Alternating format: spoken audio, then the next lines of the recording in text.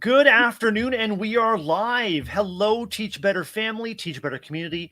My name is Brad Hughes, elementary principal and chief encouragement officer here in Ontario, Canada. And I'm also training and development specialist with the Teach Better team.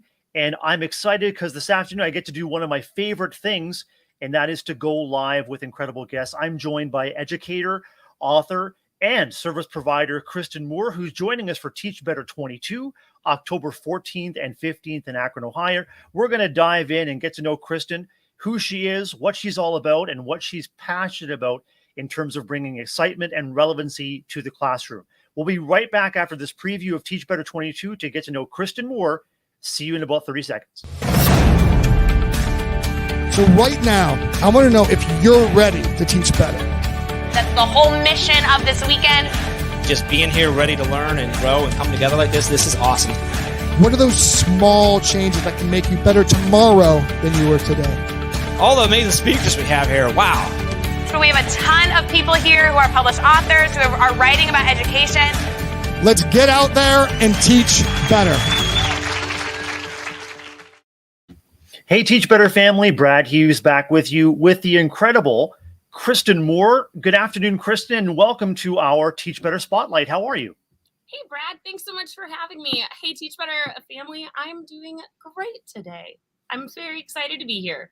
Kristen, it is just awesome to connect with you. And as you heard in that preview, we have hundreds of incredible educators coming together. Teach Better 22 conference, October 14th, 15th. Coming soon in Akron, Ohio. And Kristen, you are one of our featured speakers. Before we dive into what you're going to be offering and what you're going to be facilitating in Teach Better 22, please tell us a little bit about yourself, who you are, where you are, and what you do.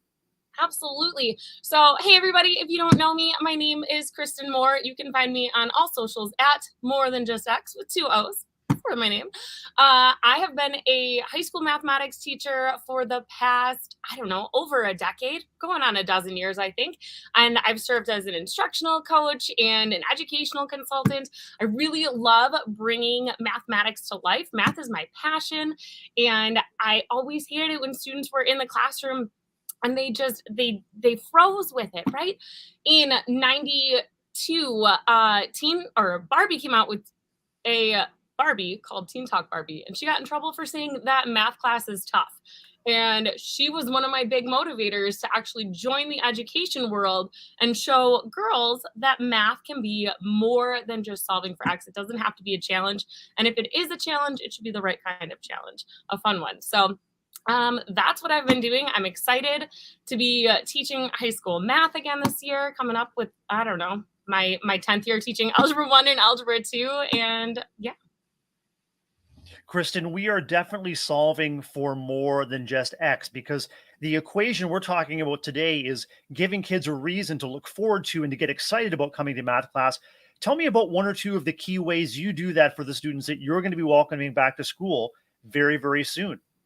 Yeah, absolutely. So my favorite approach to teaching math is to use project-based learning. It's really important that students understand that math can be real, relevant, and rigorous. So I don't do a whole bunch of procedural practice with them. I always start the beginning of every year figuring out 2 to 4 project-based learning units that I'm going to engage my students with. And I'm really excited. I'm getting ready to start planning those for my upcoming students next week. And that's my favorite way to teach my students. One of their favorite projects from this last year was the rocket project that my Algebra 2 kids did. So we're looking forward to bringing that one back. It's fun for them to connect their concepts from physics with their concepts in Algebra 2. And we also really like to throw a carnival at the end of every year and learn a little bit about probability. So I'm excited to plan those out and plan 2 more extra special ones just for them. Kristen, it sounds like not only are you hitting the standards for your students, but you're building community as well. How important is it to you to build community along with the curricular aims that you have in your math classroom? Yeah, absolutely. Your students aren't going to take a risk in class if they don't feel safe and comfortable doing so. So we spend the first couple of weeks going over all sorts of different problem solving strategies and defining what it means to be a good collaborator in our class. We do a lot of norm setting those first couple of weeks. And then, we follow that up with a Capturing Kids Heart community. And so we really make sure that our students feel like their voices are heard and that their ideas are respected, so that when we do come up to those challenging problems, those math classes, tough moments for us, they're able to still respond and engage in a way that's meaningful to them, even if they're not quite sure that their answer is right. And then the community there just supports them and says yes, and we keep building on that. And that just sets the stage for PBL so well, because PBL can be a little bit of controlled chaos. And in those instances, there's a lot of unknown. My students are like, well, I think I could do this game. I think I could figure out this probability. And they're much more comfortable and open and willing to try and get that feedback and go through the revision with me if I've set that stage for them. Hey, Kristen, could you tell me and our listeners and viewers a little bit about your Teach Better presentation coming up in October? What are you hoping that people get from connecting with you in that presentation? Yeah. So math teachers, my friends, are you super tired of hearing, when am I ever going to need this? You're like up at the board, you're jamming out, right? And then somebody in the back is, Miss Moore, when am I ever going to need this? We are going to put a stop to that this year at the conference. I'm so excited. A lot of teachers shy away from this kind of project-based approach because they're not sure how to make those real and relevant connections for their students. And so that's what we're going to do at this conference. We're going to get together. We're going to get the hive mind going. We're going to brainstorm all these different ways that we can connect mathematics in our own lives and in our students' lives, so that we can all walk away planning at least one project-based learning unit to launch into your classrooms this year. Kristen, why do you think that math teachers may be either reluctant or not yet experienced in bringing project-based learning that is relevant, real-world learning opportunities into their math classrooms? Yeah. So, part of it is the fact that that's not the way that we were taught. And that's not the way that we were taught to teach, right? So teachers are a little bit, intimidated by that, going off onto this tangent. And then layer that on top of the fact that there's, a set curriculum that a lot of teachers have to meet. They have to follow a pacing guide a lot of the times. And math is almost always one of the tested subjects on any standardized test that you take. So a lot of teachers are a little bit nervous about that. Those are barriers that I've overcome in these 10 years of doing PBL in my own classrooms. There are ways that you can infuse test prep. There are ways that you can make sure that it's standards aligned and that they're getting the procedural practice they need to build that fluency, while engaging in that much more exciting, real and relevant project. So I'm happy to share my expertise and my experiences. Everyone can learn from the messy mistakes that I made, and we're gonna all be able to go out and confidently do this together this fall. Kristen, I truly believe that the answers we're looking for are probably a lot closer than we might think. Can you think back to a time in your 10 or 12 years as a math educator when you were looking for something different, something better, something to spark your passion for math and your students' passion for math? What was that transformative moment, or who might have been involved in helping you take that shift from what you were doing to where you really wanted to go and really wanted to be? Yeah. So I think it started right after I ended my teaching internship, right? So my 5th year of college, we all have to do a full year-long internship. And I was so excited to join the district that I had just interned at. I was like, this is great. I've already got a full year of lesson plans. I'm going to do this. And then they restructured and they weren't able to offer me a job. And I was like, you know what? What do I actually want about, like, what do I want to do with math, and how do I really want to engage my students? And so that led me to search out a unique opportunity. I'd always believed that math was about way more than just solving for X. And I wanted to make sure that I could include those higher order thinking problems and really start getting students to see when they're going to need this. So I landed myself a role in a brand new, at the time, up and coming charter school that was project-based, competency-based, and mastery-based. All the bases, right? And I knew it would be a challenge and a big cry from the giant 3-ring binders I had of all my curriculum from the year before. But I knew that that was the opportunity that I wanted. And so I got to go there and I got to jump in and train, and I got to help develop fully project-based courses and projects that were unique to the students and unique to the school. And seeing the light bulbs go off and seeing how excited they were to be in my class, you don't get that very often as an Algebra 2 teacher. So that's really what turned it around for me. And so I spent a decade with that school, growing that program, working with educators everywhere. And then I don't know if you know, COVID-19 was a thing and it changed education a little bit. So after after the 2020-2021 school year, I thought, I need to bring this out. Teachers are willing to change, schools are ready to change. And so I made the change into a big district. And it's been really exciting to be able to bring little tastes of project-based learning to those students. And I'm excited to bring even more full-scale PBL to them this year.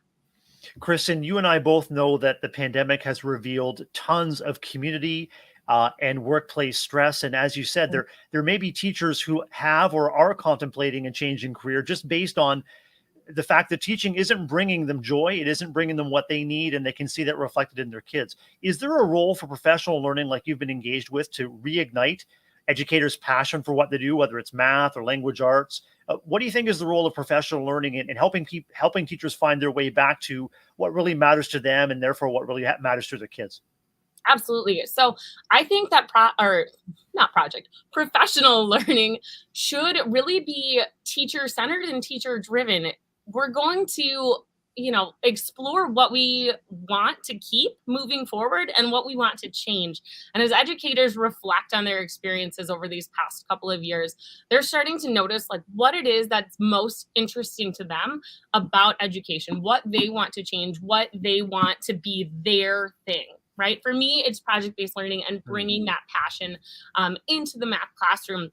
For other teachers, that might be blended learning, or other teachers that might be figuring out how to make community connections, right? So we're at this place where teachers are really inspired and really intrigued, and now they've got to figure out where they can go to learn these things. They don't want to just sit there in a one-size-fits-all PD from their district at the beginning of every August, or goodness, the last couple of days of June each year.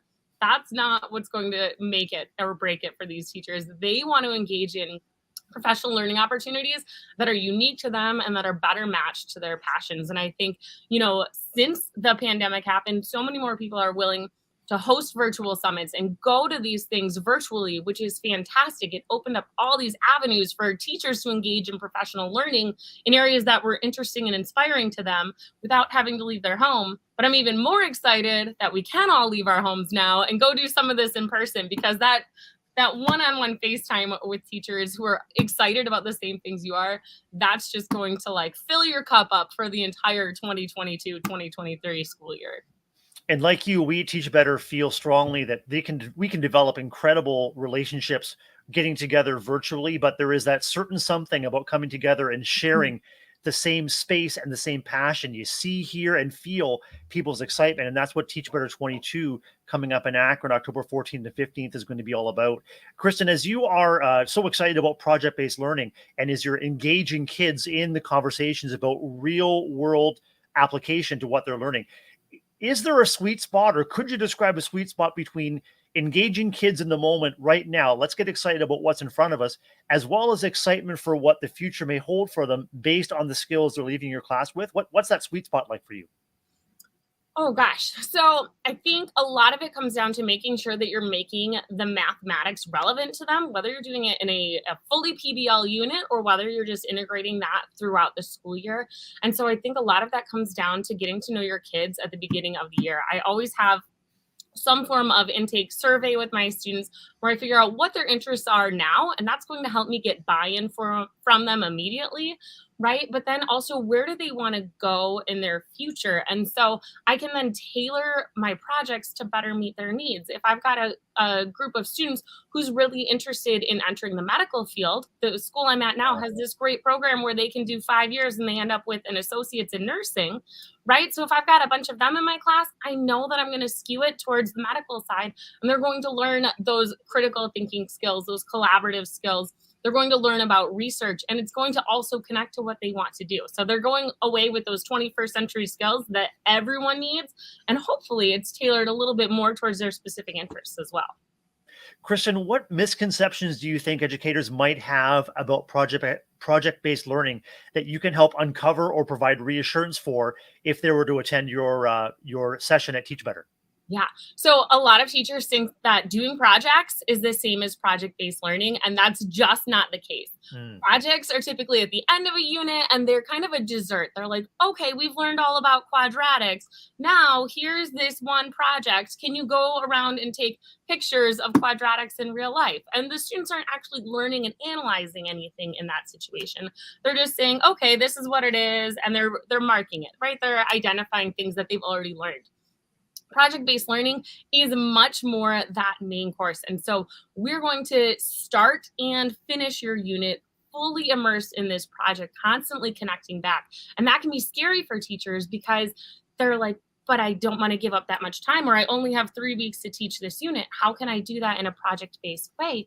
And it's simple. You just have to have the right underlying structures to support the PBL. You can make a quality project-based learning unit that lasts from day 1 to day 17, or however many days your pacing calendar is telling you have, that your students are going to be engaged in, and that's going to motivate them. And the project is all of the learning that takes place throughout those days. It's not the end product.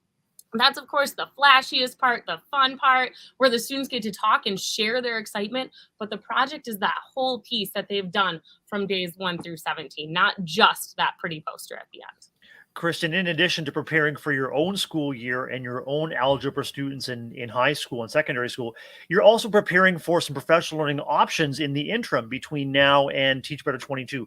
What do you have on offer, and how might curious educators be able to connect with you for that kind of learning along with you? Yeah, absolutely. So we're getting ready to kick off our PBL Planathon. It is 3 days of a virtual workshop where we're going to get together and plan out where your 2 to 4 PBL units are going to fit within the year. And I'm going to help you get started planning out that entire first one. So if you don't want to wait until October to get started with project-based learning, you actually want to start with me here in August, you can join me for free August 1st through 3rd, and you can sign up and find more information for that at morethanjustx.com/plan. And that's Moore, Moore, just like Kristen Moore, joining us from Michigan, educator, professional learner, author, blogger, and website designer and facilitator. Kristen, you have so much to offer. If you were to look ahead to Teach Better 22 and you were to have educators join you for your session and they were to jot down, say, on an exit slip, maybe 1 or 2 key takeaways, what would you hope that they're writing down, or what would you hope that they're giving back to you in terms of their takeaways from your session? Yeah, I'm hoping that they're able to see that math, no matter what level you teach it, can be applied in the real world and can be connected to their students' interests. They're not scared of that anymore. And I'm really hoping that they see that PBL is an option for them, and getting started with it is a lot easier than they think. Kristen, you can get all the information at teachbetterconference.com. I am certainly excited to meet you in person and to connect and to share your enthusiasm for professional learning and for bringing the joys and excitement of mathematics alive in your classroom. I want to wish you the very best as you anticipate the beginning of a new school year, and really looking forward to connecting with you in October. Kristen, how can we stay in touch with you in the meantime? Yeah, anyone can follow me. I'm on Instagram at morethanjustx, also on Twitter. So find me in one of those 2 places. Or if you're really excited, you can join our Facebook group, The Modern Math Teachers Movement. Kristen Moore, it's been fantastic connecting with this afternoon. Once again, looking forward to meeting you in person in Akron, October 14th and 15th at Teach Better 22. Kristen Moore, thanks for taking time. Thanks for being in the spotlight with us as we shine a spotlight on your presentation coming up in October. Thanks, Brad. It's been great to be here to connect with the Teach Better family. Teach Better family, have an awesome day. More spotlights coming up. Stay tuned. Follow us on Facebook, YouTube, and Twitter. Find out all of the offerings. And I want to wish everyone a fantastic afternoon, and we'll look forward to seeing you at Teach Better 22, October 14th and 15th in Akron, Ohio. Thanks again, Kristen. Thank you.